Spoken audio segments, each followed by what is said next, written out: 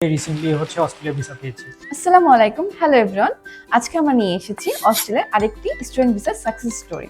Hello ভাইয়া, hello. Can you introduce yourself? Well, আমি শাহবাজ আহমেদ। আমার হোম টাউন কুমিল্লাতে। আর আমি রিসেন্টলি অস্ট্রেলিয়া ভিসা পেয়েছি।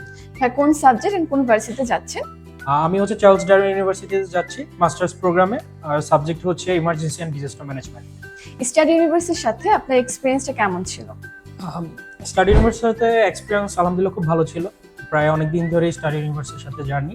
তো আলহামদুলিল্লাহ একদম ফার্স্ট থেকে শুরু করে একদম শেষ পর্যন্ত ভিসা হাতে পাওয়া পর্যন্ত আলহামদুলিল্লাহ ভালো ছিল। আপনার কাছে সবথেকে চ্যালেঞ্জিং পার্ট কোনটা ছিল?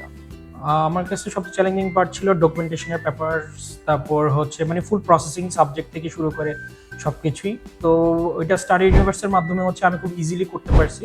বিশেষ করে পেপারসের যে হ্যাসেলগুলো ছিল ওইগুলা থেকে মোটামুটি অনেকটুকুই কামব্যাক করতে পারছি। স্টুডেন্টদের জন্য আপনি ফিউচারে কি বলতে চান? স্টুডেন্টদের জন্য বলবো যে সবসময় একটু ধৈর্য ধারণ করে থাকতে। একটু সময় লাগবে সবকিছুর ব্যাপারে। যদি ধৈর্য ধরে দেন ভালো কিছুই হবে ইনশাল্লাহ। থ্যাংক ইউ সো মাচ ভাইয়া and congratulation for your success. Thank you so much.